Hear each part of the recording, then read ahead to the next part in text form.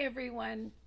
First of all, I just want to say thank you so much for everybody who watched my video about Brian Kohberger and the questions. And I want to start off saying these are just my opinions. Don't take anything I say as fact unless, of course, it is factual, as in Brian Kohberger was arrested and he was charged with the murder of the four University of Idaho students. That's a fact. But anything, there are some facts and then there's just a lot of theories. And I'm just an old lady with an iPad. I live very close to what happened and I'm very curious. And all these crazy rumors, like when this first started, I said in my previous video, like, I think the Latah County Sheriff's Office said they had over 70,000 tips and that they went through and traced down each and every one of them. That's an amazing number to go through. And I know that the Latah County Sheriffs and the Moscow Police Department took a bashing from all kinds of people that, to tell you the truth, they just didn't know. They didn't know what they were talking about. And then it all came out at the end of December of 2022 that the Moscow Police Department and Latah County Sheriff's Office and the FBI were kind of on top of this case from the very beginning. I want to answer some questions that were in the initial video. I've got more videos coming up of the different sites. One thing, don't hesitate to put this on like a double speed to listen to me. I know I talk slow. Like I said, I'm just an old lady with an iPad and a lot of opinions. If you don't know how to increase the speed, there's a little, it looks like a little nut that's down on the bar. If you push that, you can go to playback speed, you can slow it down, or you can speed it up. I tend to speed it up. And it doesn't hurt my feelings if you guys speed up mine as well. One of the questions, I had many questions and I'm trying to answer most of them. I had a lot of questions about the FBI office. Yes, there is an FBI presence I live in Lewiston, Idaho. I'm about 30 miles south of Moscow, Idaho. Across the river from me is Clarkston, Washington. And about 30 miles north of Clarkston, Washington is Pullman, Washington. Pullman, Washington is where Washington State University is. It's a big school. That was the school Brian Kohberger was attending. He was finishing up his PhD in criminology. The University of Idaho, of course, is in Moscow, Idaho. And then we have Lewiston and Clarkston. The FBI presence that is here in Lewiston is because of the Indian reservations. I live in Nez Perce County, and there's a Nez Perce Indian reservation.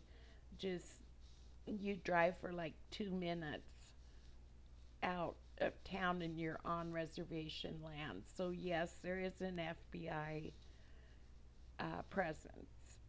The other thing, I know for a fact that there's a task force.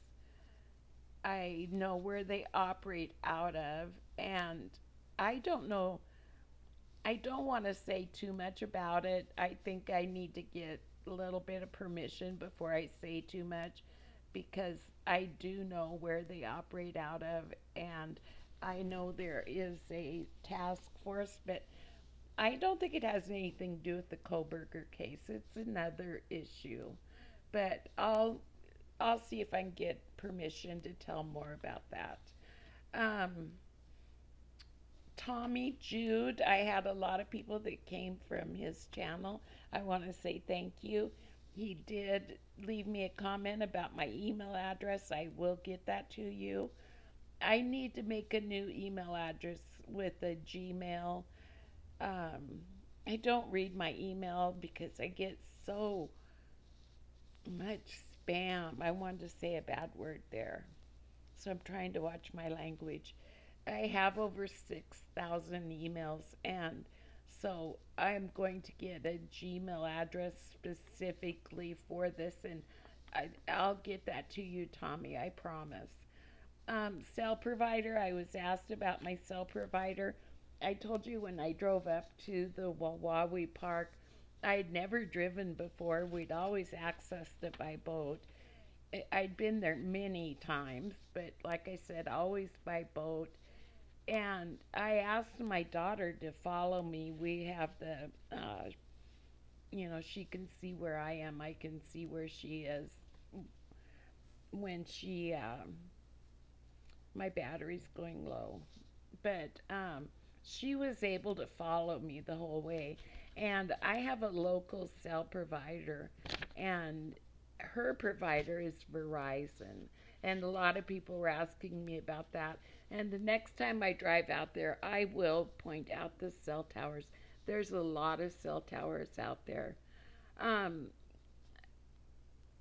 the other thing about Kaylee and Maddie, there's been a lot of speculation about their friendship and a lot of rumors about them being in the same bed together when they were found, and the sheath was found next to one of them. And those two girls are the reason this is so personal to me, not only because of Zana Kernodle and Ethan Chapin, but Maddie and Kaylee remind me of my girls, Ashley and Picky, because they've been best friends since fourth or fifth grade, and to this day, they're best friends. My daughter's birthday was last week. She turned 37, and she was down here over the weekend, and she stayed at Ashley's house. And to me, that's not a big deal about those girls sleeping in the same bed together. I don't think it was a sexual or romantic thing at all. They're just young girls, and they're best friends and have been since they were kids. And also, Kaylee had already moved out and was just home for a visit. Also, people are wondering why my friends won't talk to me about this, and they're taking it that nobody in the town talks about it. And it's not so much that, it's just my circle of friends. I kind of get obsessed with these true crime and trials. Right now, I'm right smack in the middle of the Daybell trial. And no, my friends don't care. I tried telling my friend about it the other day, and he thought I was trying to tell him about a movie. And I just, anyway, so that's the deal on that. One of the other things is the weather. I was able to look up the weather on November 13th, 2022 in Moscow, Idaho. Let me show you. And you could go to any weather app and pull it up. Oh, I'll have to find it. I'll get that. I'll talk about that some more. But the weather on November 13th, 2022 was cloudy and foggy. The high for the day was 20. And yes, there was snow on the ground when the murders happened. So I don't know that there was much stargazing going on. And yes, I realize that park, you can access it even if they close the gates. There's two big, heavy steel type gates. But even if the gates were closed, you could access it. We live in Idaho. We kind of go where we want when we want. Even though that park's in Washington, but just the attitude in general of people around here.